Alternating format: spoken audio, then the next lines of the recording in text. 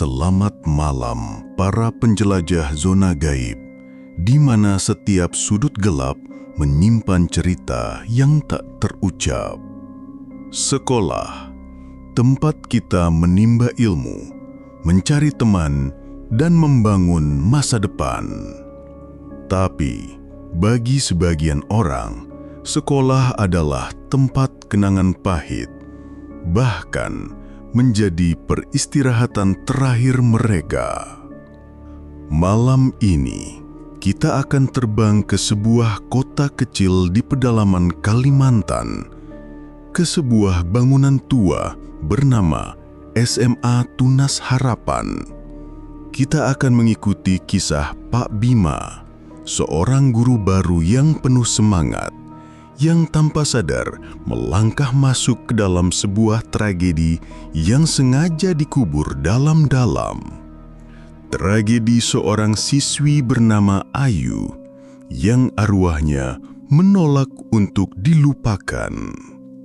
Siapkan diri kalian, karena bel pelajaran malam ini akan segera berbunyi.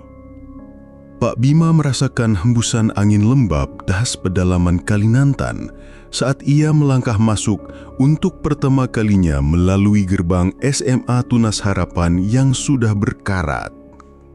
Bangunan sekolah itu sendiri tampak kokoh, peninggalan zaman dulu dengan dinding tebal dan jendela-jendela tinggi. Namun, catnya yang kusam dan beberapa sudut yang ditumbuhi lumut memberinya kesan lelah dan sedikit terabaikan. Baginya, ini adalah awal pengabdian pertamanya sebagai seorang guru, sebuah kesempatan untuk membuat perbedaan. Minggu-minggu pertama berjalan normal. Ia beradaptasi dengan lingkungan, mengenal murid-muridnya yang sebagian besar pemalu namun penuh rasa hormat, dan bertukar sapa dengan rekan-rekan guru yang lain. Namun, ada sesuatu yang aneh dengan sekolah ini, sesuatu yang ia rasakan setiap kali jam pelajaran usai dan koridor-koridor mulai sepi. Kesunyiannya terasa berat, menekan. Terkadang, saat ia harus tinggal lebih lama untuk mempersiapkan materi ajar, ia merasa seperti satu-satunya manusia di sebuah pulau yang terlupakan. Ia mulai memperhatikan hal-hal kecil, murid-murid yang selalu mempercepat langkah mereka saat melewati blok gedung paling ujung, tempat laboratorium dan toilet-toilet tua. Beberapa guru senior yang akan mengubah topik pembicaraan setiap kali ia bertanya tentang sejarah sekolah. Dan sebuah loker usang di bawah tangga bernomor 13 yang terkunci dengan gembok berkarat dan tidak pernah disentuh oleh siapapun. Seolah-olah ada sebuah kesepakatan tak tertulis untuk tidak mengusik hal-hal tertentu. Suatu sore, saat hujan deras mengguyur kota kecil itu, Pak Bima terpaksa harus tinggal hingga larut malam. Ia duduk sendirian di ruang guru yang remang-remang, hanya ditemani suara ketikan di laptopnya dan gemuruh guntur di kejauhan. Listrik sempat padam beberapa kali, menambah suasana mencekam. Saat ia memutuskan untuk pulang, ia menyadari harus pergi ke toilet terlebih dahulu. Satu-satunya toilet yang airnya masih berfungsi baik ada di blok gedung paling ujung. Dengan hanya berbekal cahaya dari layar ponselnya, ia berjalan menyusuri koridor yang panjang dan gelap. Hujan di luar menciptakan bayangan-bayangan menari yang aneh di dinding. Suasana terasa semakin dingin dan sunyi saat ia mendekati ujung koridor. Di sanalah ia mendengarnya untuk pertama kali. Keras, keras, keras. Suara keran air yang dibuka dan ditutup dengan cepat dari dalam toilet perempuan. Ia berhenti. Siapa yang masih di sekolah selarut malam ini? Terlebih di toilet perempuan. Mungkin salah satu petugas kebersihan? Pikirnya mencoba rasional.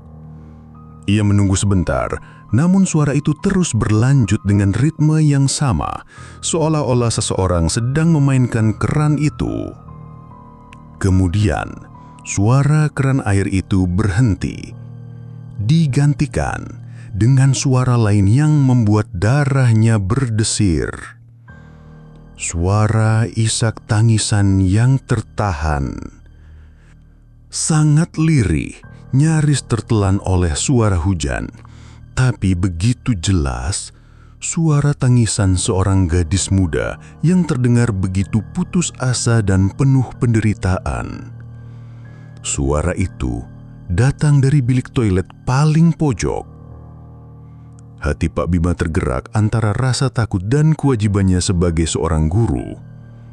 Apakah ada siswi yang terkunci di dalam? Ia melangkah lebih dekat ke pintu toilet perempuan yang sedikit terbuka. Ia mendorongnya perlahan. Pintu itu berderit, memecah keheningan. Cahaya ponselnya menyorot ke dalam. Lantainya basah tergenang air, seolah keran memang baru saja digunakan. Ia melihat deretan bilik-bilik toilet yang gelap. Dan dari bilik paling ujung, suara isak tangis itu terdengar lagi, lebih jelas. Ada seseorang di dalam sana. "Halo? Ada orang di dalam?" Suara Pak Bima terdengar ragu, menggema di antara dinding keramik yang dingin. Isak tangis itu langsung berhenti. Keheningan yang tiba-tiba datang terasa jauh lebih menekan daripada suara tangisan itu sendiri. Ia menunggu, berharap ada jawaban. Tidak ada. "Saya Pak Bima, guru baru di sini." Lanjutnya mencoba terdengar setenang mungkin. "Apa kamu baik-baik saja? Apa kamu butuh bantuan?" Hening. Satu-satunya jawaban adalah suara tetesan air dari keran yang tidak tertutup rapat. Plak, plak, plak. Irama tetesan itu seolah menghitung mundur menuju sesuatu yang mengerikan. Dengan ragu, Pak Bima melangkah masuk ke dalam toilet perempuan itu. Bau anyir yang samar bercampur dengan wangi pembersih lantai yang sudah lama menyengat hidungnya. Ia berjalan perlahan, cahaya dari ponselnya menari-nari di lantai yang tergenang. Ia mendekati bilik paling ujung, pintunya tertutup rapat. Di bagian bawah pintu, ia bisa melihat sepasang sepatu sekolah perempuan model lama, jenis sepatu kain berwarna hitam yang sudah usang. Setidaknya ada orang di dalam. Mungkin siswi itu terlalu malu atau takut untuk menjawab. "Dek, tolong jawab saya. Kalau tidak, saya terpaksa buka pintunya," kata Pak Bima. Nadanya sedikit lebih tegas. Ia menempelkan telinganya ke pintu kayu yang lembab itu. Ia tidak mendengar apa-apa. Tidak ada islakan, tidak ada suara napas. Ia mencoba kenop pintunya. Terkunci dari dalam. Dengan sedikit kesal, ia mengintip dari celah sempit di antara pintu dan kusennya. Apa yang ia lihat di dalam membuat jantungnya nyaris berhenti berdetak. Bilik itu kosong. Tidak ada siapa-siapa di dalamnya. Lantai bilik itu kering kerontang, kontras dengan lantai di luar yang basah. Dan sepasang sepatu yang tadi ia lihat dari bawah pintu telah lenyap. Itu tidak mungkin. Ia yakin 100% dengan apa yang ia lihat beberapa detik yang lalu. Saat ia masih terpaku mencoba mencerna ketidaklogisan itu, ia merasakan sesuatu yang dingin dan basah menyentuh punggung tangannya yang sedang memegang ponsel. Ia menarik tangannya dengan cepat, seolah tersengat listrik. Ia menoleh ke samping. Keran di wastafel yang di sebelahnya, yang tadinya hanya menetes, kini mengalir deras dengan air berwarna kemerahan seperti karat. Dan di cermin besar yang kusam di atas wastafel itu, ia tidak melihat pantulan dirinya sendiri. Untuk sesaat, cermin itu hanya memantulkan dinding kosong di belakangnya, seolah ia tidak ada di sana. Lalu, perlahan sebuah gambar mulai terbentuk di permukaan cermin itu. Bukan pantulannya, melainkan sosok seorang gadis muda dengan seragam SMA Tunas Harapan yang sudah kumal. Gadis itu berdiri membelakanginya, rambutnya yang panjang dan basah menutup punggungnya. Gadis itu tampak sedang membungkuk di atas wastafel. Tubuhnya bergetar hebat seolah sedang menahan tangis. Pak Bima membeku. Ia tidak berani bergerak, tidak berani bernapas. Ia hanya bisa menatap pemandangan mustahil di cermin itu. Sosok gadis itu kemudian perlahan mengangkat kepalanya. Di cermin, ia melihat wajah gadis itu. Pucat pasi, dengan mata yang sembab dan merah. Air mata mengalir di pipinya, namun air mata itu bukan bening, melainkan berwarna gelap seperti darah. Gadis itu menatap lurus ke arah Pak Bima melalui cermin. Mulutnya terbuka tanpa suara, seolah ingin mengatakan sesuatu. Tiba-tiba, dari semua keran di wastafel itu, air menyembur keluar dengan deras. Dan dari lubang pembuangan air di lantai, rambut hitam panjang mulai menyembul keluar menggeliat seperti ular hidup. Pak Bima jerit dan berlari keluar dari toilet itu, tidak peduli lagi dengan apapun. Ia berlari tunggang landang menyusuri koridor gelap.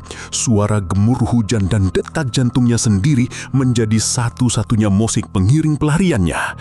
Ia tidak pernah berlari secepat itu seumur hidupnya. Malam itu, Pak Bima tidak bisa tidur. Bayangan wajah pucat gadis di cermin itu terus menghantuinya. Siapa gadis itu? Dan apa yang ia inginkan darinya? Esoknya, dengan wajah pucat dan mata lelah, ia mencoba mencari jawaban. Ia bertanya pada Pak Jono, penjaga sekolah paling tua yang sudah bekerja di sana sejak sekolah itu pertama kali dibangun. Awalnya, Pak Jono enggan berbicara. Namun setelah melihat ketakutan yang tulus di mata Pak Bima, ia akhirnya menghela napas panjang. "Bapak ketemu Ayu," bisiknya pelan. "Dia arwah penasaran di sekolah ini. Dulu, dia siswi di sini. Dikenal pendiam dan pintar. Tapi dia sering dibully sama teman-temannya. Suatu hari, dia hilang begitu saja. Tidak pernah ditemukan. Sekolah bilang dia kabur dari rumah. Tapi kami yang sudah lama di sini tahu ada sesuatu yang terjadi padanya di sekolah ini. Tepatnya di toilet itu." Cerita Pak Jono menggantung di udara, berat dan penuh dengan hal-hal yang tak terucap. Pak Bima kini mengerti mengapa blok gedung ujung itu selalu terasa berbeda. Itu bukan sekadar angker, tapi menjadi monumen bisu bagi sebuah penderitaan. Namun, pengetahuannya yang baru ini tidak membuatnya tenang. Justru sebaliknya, ia merasa terikat. Wajah pucat Ayu di cermin, tatapan matanya yang putus asa, seolah meminta sesuatu padanya. Sejak malam itu, gangguan-gangguan halus mulai sering ia alami, seolah arwah Ayu tahu bahwa kini ada seseorang yang menyadari keberadaannya. Terkadang saat mengajar di kelas, ia akan mencium wangi bunga melati yang sangat pekat sesaat, padahal tidak ada sumbernya. Di lain waktu, saat memeriksa tumpukan tugas murid di ruang guru yang sepi, ia akan mendengar suara kursi yang bergeser pelan di belakangnya. Namun saat menoleh, tidak ada siapa-siapa. Ia menjadi lebih peka terhadap lingkungan sekitarnya. Ia mulai memperhatikan interaksi antar murid-muridnya dengan lebih seksama. Ia melihat benih-benih perundungan yang sama, kelompok populer yang suka mengucilkan mereka yang dianggap berbeda. Ia melihat pola yang sama berulang, dan itu membuatnya merinding. Apakah Ayu mencoba memberinya peringatan? Rasa penasarannya yang didorong oleh rasa tanggung jawab membuatnya nekat. Ia ingin tahu lebih banyak. Suatu sore, setelah semua murid dan guru pulang, ia menyelinap masuk ke gudang arsip sekolah. Ruangan pengap yang dipenuhi rak-rak besi berkarat dan tumpukan dokumen tua yang menguning. Dengan hanya berbekal senter, ia mulai mencari arsip siswa dari angkatan puluhan tahun yang lalu, tahun di mana Ayu menghilang. Debu beterbangan saat ia membuka-buka map-map rapuh itu. Setelah hampir 1 jam mencari, ia menemukannya. Sebuah map tipis dengan nama Ayu Lestari tertulis di atasnya. Di dalamnya hanya ada selembar formulir pendaftaran dengan foto hitam putih seorang gadis berwajah sendu dan beberapa lembar rapor dengan nilai-nilai yang sangat baik. Tidak ada catatan apapun tentang perpindahannya atau alasan ia berhenti sekolah. Seolah ia lenyap begitu saja dari catatan administrasi. Namun di bagian paling belakang map itu, terselip selembar kertas kecil yang terlipat. Kertas itu tampak berbeda, lebih baru dari dokumen lainnya. Dengan tangan gemetar, Pak Bima membukanya. Itu adalah selembar halaman yang disobek dari sebuah buku harian. Tulisannya rapi namun sedikit bergetar. Tulisan tangan seorang gadis remaja. Mereka tidak akan berhenti. Hari ini mereka mengunci tasku di dalam loker 13. Mereka bilang, aku pantas mendapatkannya. Aku tidak punya siapa-siapa untuk bercerita. Ayah dan ibu tidak akan mengerti. Satu-satunya temanku adalah buku ini. Besok mereka merencanakan sesuatu yang lebih buruk di toilet ujung. Aku mendengarnya. Aku takut. Aku hanya ingin semua ini berakhir. Jantung Pak Bima berdebar kencang. Loker 13. Loker berkarat di bawah tangga yang tidak pernah dibuka. Dan toilet ujung. Ini adalah bukti. Ini adalah potongan terakhir dari penderitaan Ayu sebelum ia menghilang. Malam harinya, dengan membawa sebuah pemotong gembok kecil, ia kembali ke sekolah. Suasananya lebih mencekam dari biasanya. Koridor-koridor terasa lebih panjang dan gelap. Ia berjalan lurus menuju tangga, tempat loker nomor 13 berada. Gembok itu sudah sangat berkarat. Dengan sedikit usaha, gembok itu patah dan jatuh ke lantai dengan suara dentang yang memecah keheningan. Dengan napas tertahan, Pak Bima menarik pintu loker itu. Pintu itu berderit ngiluh. Bagian dalamnya kosong dan penuh sarang laba-laba. Ia sedikit kecewa. Mungkin tasnya sudah lama diambil atau dibuang. Ia menyorotkan senternya ke seluruh bagian dalam loker. Saat itulah matanya menangkap sesuatu. Ada goresan-goresan tipis di dinding belakang loker. Bukan goresan biasa. Itu adalah tulisan. Dengan jari-jarinya, ia membersihkan debu dan karat yang menutupi goresan itu. Perlahan, sebuah tulisan mulai terlihat. Sebuah kalimat singkat yang diukir dengan putus asa. Dia melihat semuanya. Saat Pak Bima masih mencoba memahami arti kalimat itu, dari ujung koridor, dari arah toilet perempuan, terdengar suara pintu bilik yang dibanting dengan sangat keras. Brak! Suara itu menggema di seluruh gedung, seolah sebuah rahasia besar baru saja terbangun dari tidur panjangnya. Suara bantingan pintu itu membuat Pak Bima tersentak hebat. Ia langsung mematikan senternya, membiarkan kegelapan di bawah tangga menelannya. Jantungnya berdebar tak karuan. Ia yakin 100% hanya sendirian di gedung sekolah ini. Suara itu jelas bukan perbuatan manusia. Itu adalah reaksi. Reaksi atas tindakannya membuka loker nomor 13. Ia berjongkok dalam diam. Telinganya awas mendengarkan suara. Selama beberapa menit yang terasa seperti 1 jam, tidak ada suara lain. Hanya kesunyian yang berat dan napasnya sendiri yang memburu. Dia melihat semuanya.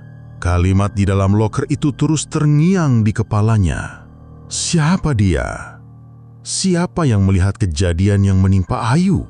Apakah itu saksi kunci atau justru pelakunya? Perlahan ia memberanikan diri untuk kembali menyalakan senter. Ia tidak bisa tinggal di sini selamanya. Ia harus pergi. Namun, saat cahaya senter kembali menerangi koridor, ia melihat sesuatu yang membuat darahnya seakan berhenti mengalir. Di lantai keramik yang berdebu di sepanjang koridor, dari arah toilet ujung menuju tempatnya berdiri, terdapat jejak-jejak kaki basah. Jejak kaki tanpa alas, seolah seseorang baru saja keluar dari toilet dengan kaki telanjang. Jejak-jejak itu berhenti sekitar 10 meter darinya. Seolah sosok tak kasat mata itu sedang berdiri di sana, mengamatinya. Pak Bima menelan ludah dengan susah payah. Ia tidak lagi penasaran, yang ada hanya rasa takut murni. Ia mundur perlahan, tidak berani membelakangi koridor. Saat ia berbalik untuk lari menuju pintu keluar, matanya menangkap sebuah gerakan di ruang guru yang gelap. Melalui jendela kaca besar di pintu ruang guru, ia melihat sebuah bayangan bergerak. Rasa ingin tahu yang bodoh mengalahkan rasa takutnya. Ia mengarahkan senternya ke jendela itu. Di dalam ruang guru, di antara deretan meja-meja kosong, satu kursi tampak telah ditarik. Dan di atas meja, di depan kursi itu, terletak selembar kertas. Kertas itu tidak ada di sana saat dia pergi tadi sore. Dengan langkah yang terasa berat seperti timah, ia mendekati pintu ruang guru dan membukanya. Ia masuk ke dalam. Cahaya senternya langsung menyorot ke meja itu. Itu adalah mejanya. Dan di atas mejanya terletak selembar foto kelas yang sudah tua dan menguning. Foto angkatan tahun di mana Ayu menghilang. Ia mengambil foto itu. Murid-murid tersenyum kaku ke arah kamera, termasuk Ayu yang berdiri di barisan paling belakang. Senyumnya tampak dipaksakan. Lalu ia melihatnya. Di sudut foto, berdiri sesosok pria yang membuatnya tertegun. Seorang guru muda dengan senyum ramah, berdiri di samping kepala sekolah saat itu. Ia mengenali wajah itu.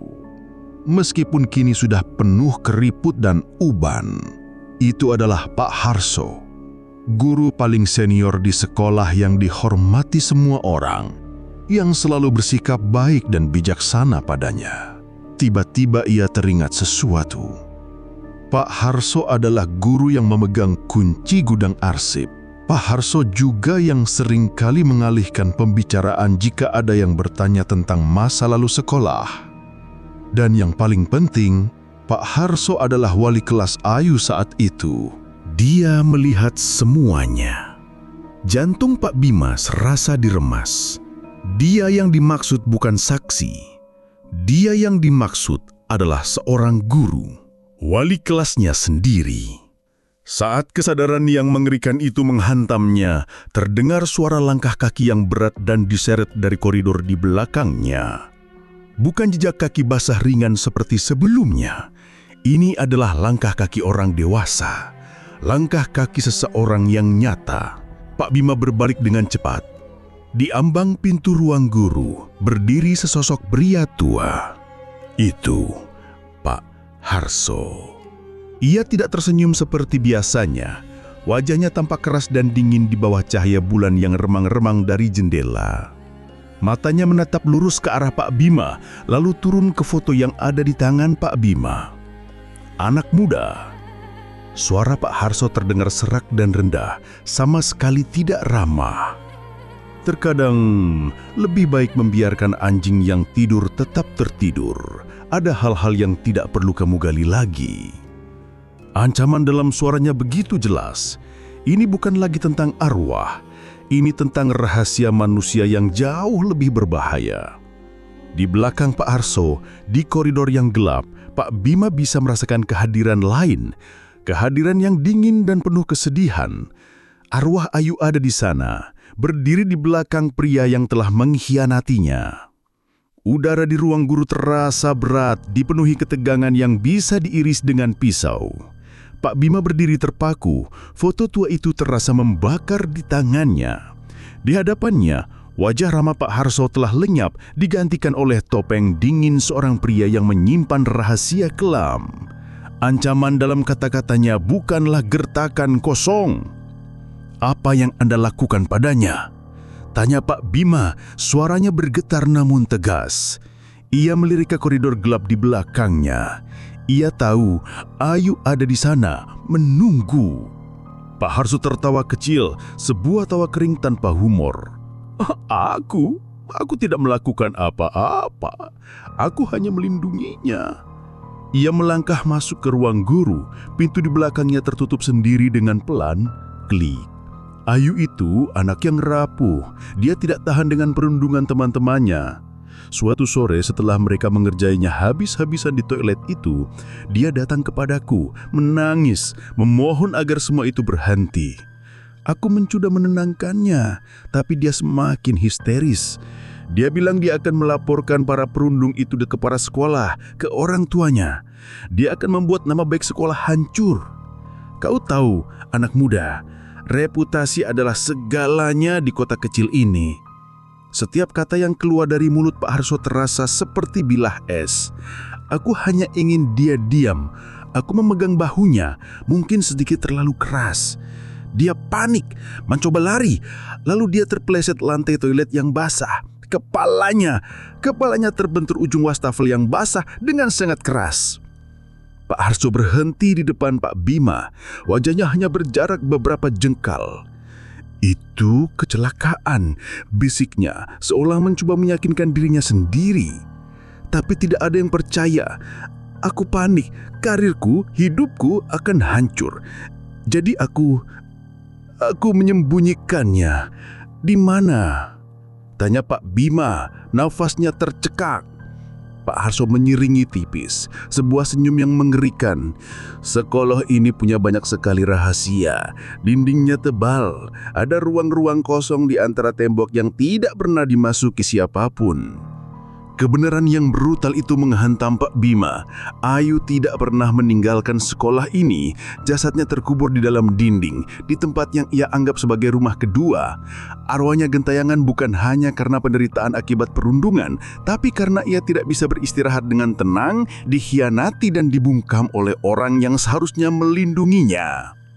Tiba-tiba, semua lampu di ruang guru berkedip-kedip dengan liar sebelum akhirnya mati total, menyisakan kegelapan pekat. Suhu ruangan turun drastis, angin dingin berhembus entah dari mana, menerbangkan kertas-kertas di atas meja. Dari luar terdengar suara keran-keran air di seluruh sekolah menyala serentak, menciptakan suara gemuruh seperti air bala. Dan di tengah kegelapan itu, terdengar suara isak tangis Ayu. Kali ini, bukan lirih, tapi penuh dengan amarah dan penderitaan yang telah terpendam puluhan tahun. Di sudut ruangan, sesosok cahaya putih kebiruan mulai terbentuk, perlahan mewujud menjadi sosok Ayu. Wajahnya pucat pasi, matanya menyala dengan kebencian, menatap lurus ke arah Pak Harso. "Dia tidak pernah menyalahkanku," gumam Pak Harso mundur selangkah, wajahnya pucat pasi karena ketakutan. Dia hanya ingin keadilan untuk para perundung itu. "Tapi Anda mengambil kesempatannya untuk mendapatkan keadilan," teriak Pak Bima. "Anda membungkamnya selamanya." Sosok Ayu melayang perlahan mendekati mantan wali kelasnya. Pintu-pintu lemari di ruang guru terbuka dan tertutup dengan keras. Buku-buku berjatuhan dari rak.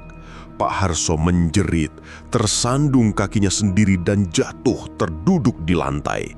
Ia merangkak mundur, menjauh dari arwah muridnya yang kini menuntut balas. "Tidak, jangan, aku mohon," rintihnya. Sosok Ayu berhenti tepat di hadapannya, membungkuk. Wajahnya yang penuh air mata darah hanya berjarak seinci dari wajah Pak Harso.